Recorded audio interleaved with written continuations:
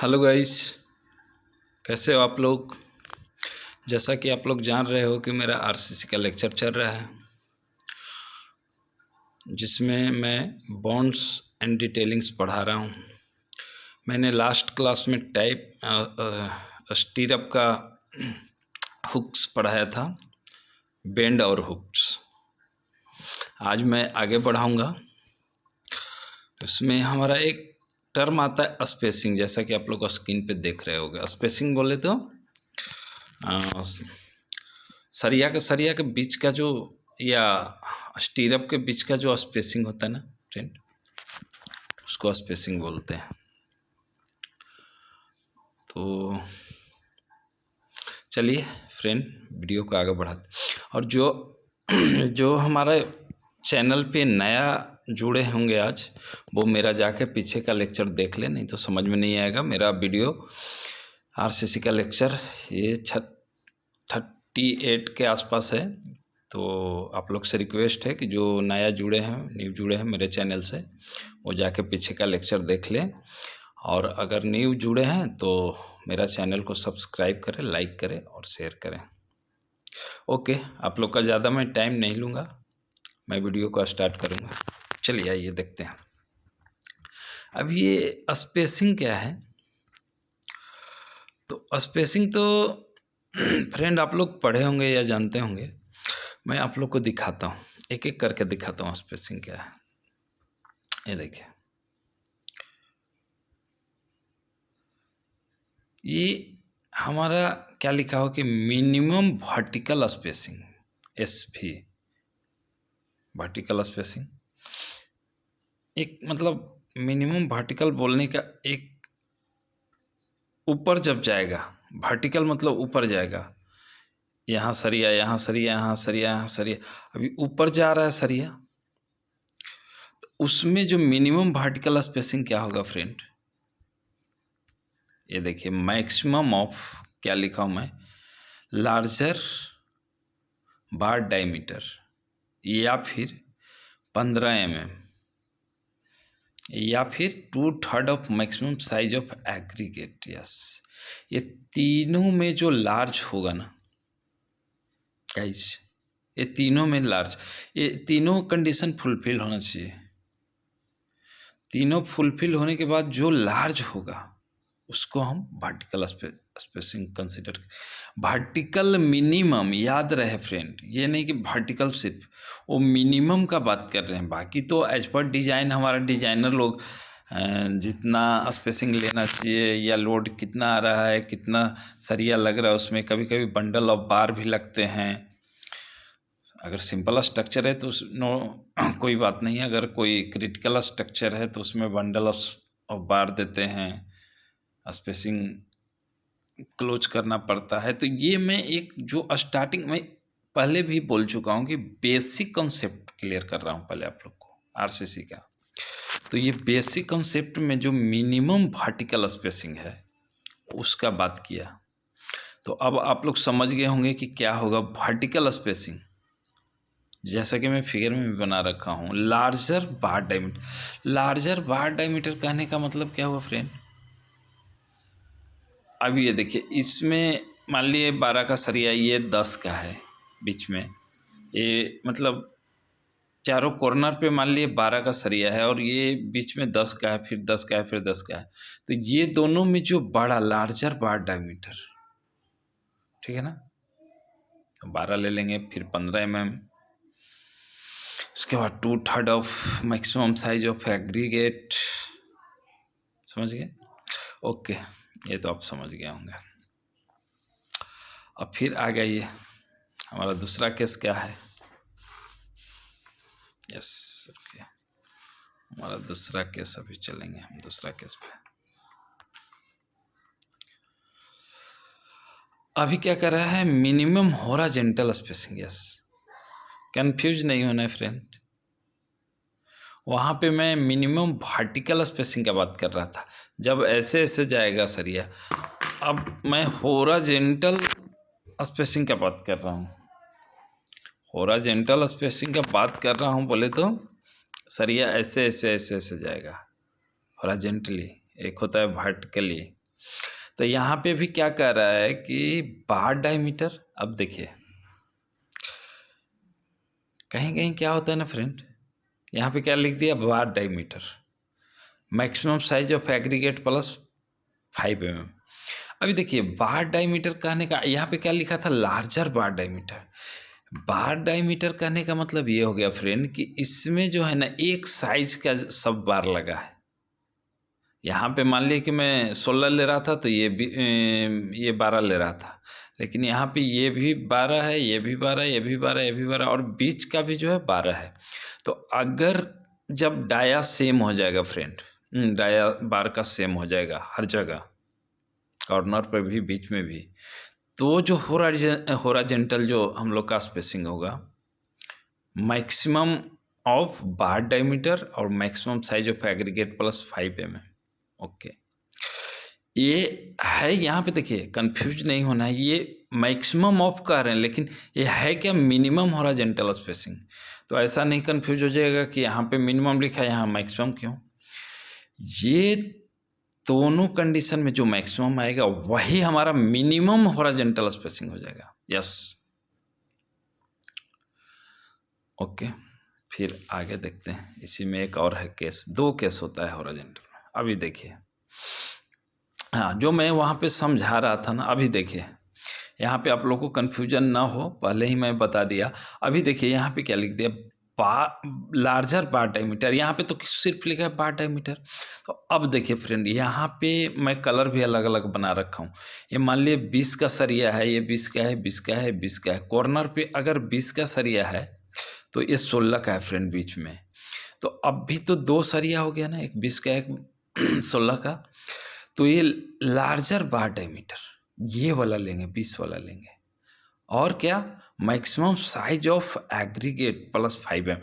ये तो यही वाला केस हो गया फ्रेंड, नीचे तो सेम ही है, ऊपर सिर्फ यहाँ पे बार सेम था इसलिए बार डायमीटर लिख दिया, और यहाँ पे बार सेम नहीं है, एक 20 है एक 16 है, तो हमने लार्जर बार डायमीटर लिख दिया। अभी ये दोनों में जो मैक्सिमम होगा फ्रेंड, दोनों में जो मैक्सिमम होगा वही हमारा क्या हो जाएगा, मिनिमम होराजेंटल स्पेसिंग।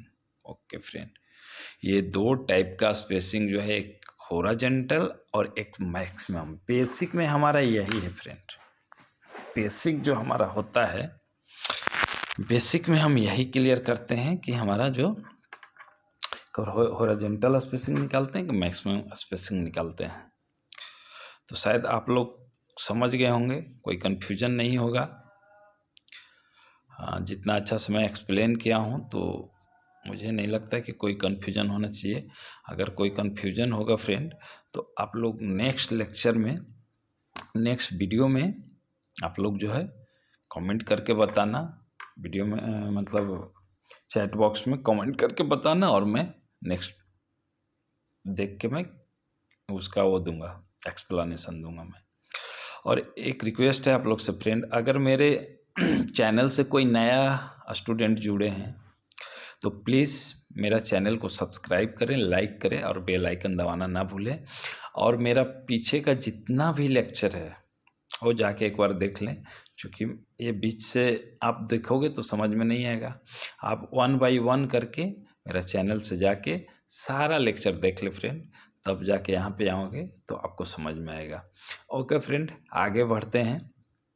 हम क्या कह रहे थे कि हाँ, ये बेसिक जो है एक होराजेंटल स्पेसिंग और एक वर्टिकल स्पेसिंग है ना। तो बेसिक हमने बता दिया है, ये वर्टिकल का केस है और ये होराजेंटल का केस है। होराजेंटल में 2 आ गया, यहाँ पे सरिया इक्वल था साइज और यहाँ पे अनइक्वल है। ये दोनों केस याद रखेंगे होराजेंटल के लिए, और ये एक केस है वर्टिकल के लिए, ये याद रखेंगे। यहाँ पे भी अनइक्वल सरिया है इसलिए लार्जर बार डायमीटर लिखा है। ओके, अब आगे बढ़ेंगे। एक चीज़ हमने वो उस क्लास में डिस्कस किया था फ्रेंड, लास्ट क्लास में, डेवलपमेंट लेंथ।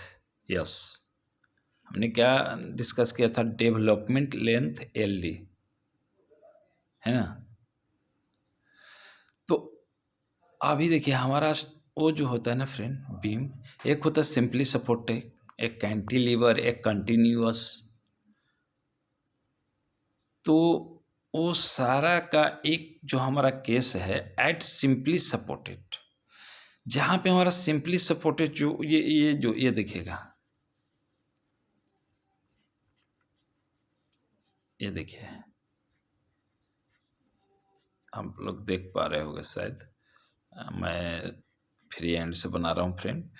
ये जो जहाँ पे सिंपली जो सपोर्ट लग रहा है ना इस पॉइंट पे, वही कह रहा है कि एट सिंपल सपोर्ट, अगर यहाँ पे सिंपल सपोर्ट पे एलडी लेंथ, डेवलपमेंट लेंथ क्या होगा फ्रेंड, जो कि मैंने बहुत अच्छा से बताया डेवलपमेंट लेंथ क्या होता है। जो हमारा स्टील जो टोटल टेंसाइल फोर्स जो बेयर करते हैं,